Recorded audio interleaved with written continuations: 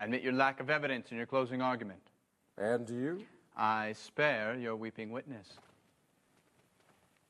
A lot of money in here. I won't call in defense witnesses.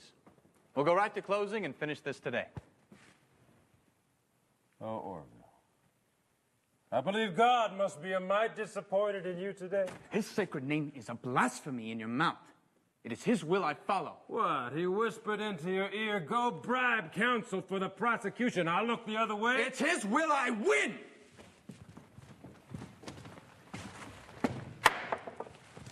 Please proceed, Mr. Browning. Miss Graham, may I call you Eliza? No, I don't think so. Take note of the witness's hostility, members of the jury. Well, Miss Graham, you seem to recollect a lot of detail about a night that happened a year ago. You even remember direct quotations. Who said what to whom? Why is that? The night stands out in my memory. You have remarkable memory, which means, I suppose, you could just as easily recall other statements made at roughly the same time? I guess so. Good. I assume you heard Joe Smith preach. Lots of folks did, whether they were Mormons or not. Objection! What's that got to do with the price of cattle? I'd like to know. Your Honor, I'm simply testing this witness's memory. Oh. I'll allow it if it's a reasonable test. The witness's memory is relevant. Unless the state has an objection. No, you carry on, Orville. Now, I have here one of Mr. Smith's strange sermons. It was the last he gave before his decease a year ago. It was on the occasion of a Mr. Follett's funeral. Were you present for that sermon? Most all Mr. Follett's friends went. I assume you recall it then. It was memorable, apparently. I think so. Can you recall what he said on the occasion about the Almighty? Here, Counselor. You'll tell us if Miss Graham's recollections are correct. About God? Yes, about God in the beginning, as he put it. I assume someone with a good memory would recall it. I remember he said, I will go back to the beginning, before the world was, to show what kind of being God is. I'll be damned, that's word for word. Open your ears and hear, all ye ends of the earth. Thank you, Miss Graham. For I'm going to prove it. That will do, Miss Graham. I'm sure we're all impressed by your parlor trick. You wanted to remember anything else for you, Orville? Miss Graham, are you a Mormon? Objection. There's no way that's relevant to what this witness saw and heard, unless counsel is claiming that Mormons have different eyes and ears than the rest of mankind. They do. They perceive what their leaders tell them to perceive. Mr. Sharp. Your Honor, I have some character questions based on this witness's grand jury testimony last year. I'm going to allow the witness to answer the question, and I don't want to hear a peep from anyone. Well, Miss Graham. Yes. I'm a Mormon. Did you keep that a secret from people at Warsaw? I can do. What about everyone else? The customers who came to the tavern, for instance, did you lie to them? I wasn't feeling so much like a Mormon. I repeat, did you lie to the citizens of I was Warsaw? afraid. There's some bad feelings about Mormons there. So, sometimes you lie when you're afraid, such as when you testified to the grand jury that you didn't know anything about the killings. Your Honor. Answer counsel's question, Miss Graham. Take a look at that grand jury transcript, members of the jury. You'll have a chance to redirect, Mr. Lamborn. Go on, Miss Graham. I didn't tell them anything I didn't have to. You see, this witness lies when it suits her. But I'm telling the truth now, I swear it. And there's nothing I'm getting out of it except maybe my only kin in trouble, and me the object of Mr. Sharp's next hateful editorial. Oh, you can count on it. An oath, Miss Graham, is a terrible thing. It puts your soul in the palm of God's hand. I know that. And when you break it, his hand closes over you. Yet you, an oath breaker, come in here expecting this honest jury to believe you. Why should they? Why are you suddenly telling the truth now? Because someone has to. They died, those men. Someone has to care about that, no matter what.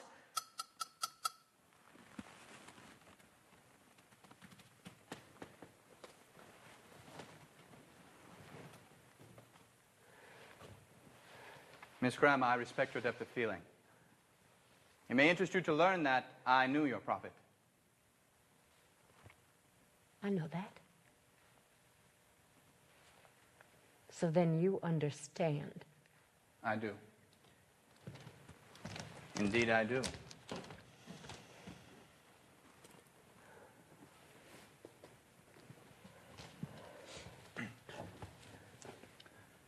I expect you're a widow now, Miss Graham. No. Why would you? I've never been married. Oh, did Joseph Smith just make you his spiritual wife? Objection! What? Objection! Isn't spiritual wifery the gross immorality the expositor press exposed? I don't know. Isn't that why he had it destroyed? Has Brigham Young made you his plural wife? Objection! That is just pure offensive! Yes, it is. Does it have a point, Mr. Browning? Your Honor, I'm trying to establish collusion between this witness and the Mormon leaders. Then do so properly. The jury is directed to disregard this line of questioning. Your Honor, I had just one more question. Miss Graham, did Brigham Young send you here to lie to this court? Nobody sent me. And I'll tell you something, Mr. Browning. There may be things in Nauvoo you find peculiar, but one thing is for certain. There are 2 women there still grieving so hard they don't know if they want to take their next breath because their husbands were gunned down. And children who won't ever get over it. And God knows I heard what I heard at Fleming's Tavern.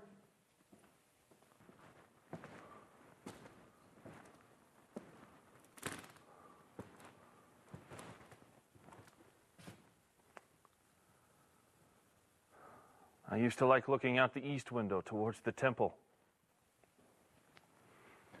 Now I always find myself here looking west across the river. Do you ever think about making a fresh start, Mr. Lamborn? Just about every day. You know what it feels like to be a Mormon. It's about all we've had is fresh starts. Will you tell me about the trial? Well, Orville Browning's paraded all his character assassins up there, one by one.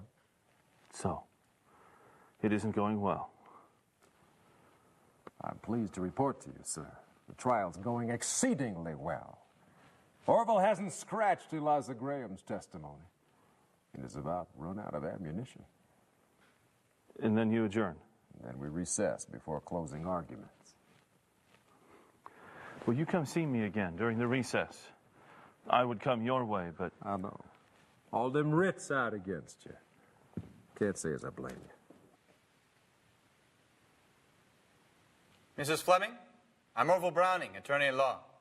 No, I got nothing to say to you, attorney at laws. I think in this case you do, ma'am. Your husband sent me. Oh.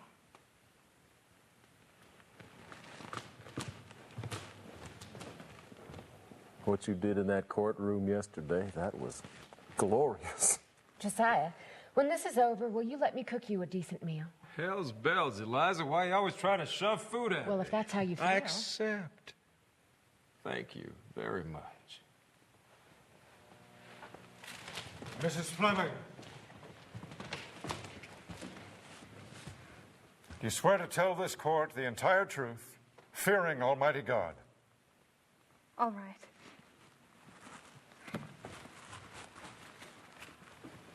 Are you in distress, Mrs. Fleming? No, sir, no.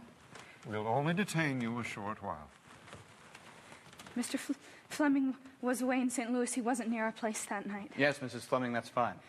It's important everybody knows Mr. Fleming was away. Thank you, yes. Now, the night that you speak of, was that June 27th of last year? Yes. Will you please tell us all what happened that night? Nothing happened. Nothing bad happened. Eliza Graham told us quite a story about a lot of men showing up that night at Warsaw House. I never saw them. She said Thomas Sharp was among them. No. No, that definitely did not happen. Mr. Sharp wasn't there that night any time. Well, then I suppose he couldn't very well have said anything about the killings at Carthage. I told you he wasn't there. Mrs. Fleming, I understand Miss Graham is your relative, but in the interest of justice to these accused men, I must ask you, why would she lie about all these things? I don't know. Eliza's a good woman. Well, she lied to some folks about being a Mormon, didn't she? Mrs. Fleming? Yes. So, in your opinion, is Eliza Graham a liar? I guess so. Thank you, Mrs. Fleming. Mr. Lamborn. Oh, Mrs. Fleming. I wanted you to be a witness for my side. Why didn't you show up? Mr. Fleming advised against it. Your husband? Yes. The same Sam Fleming who is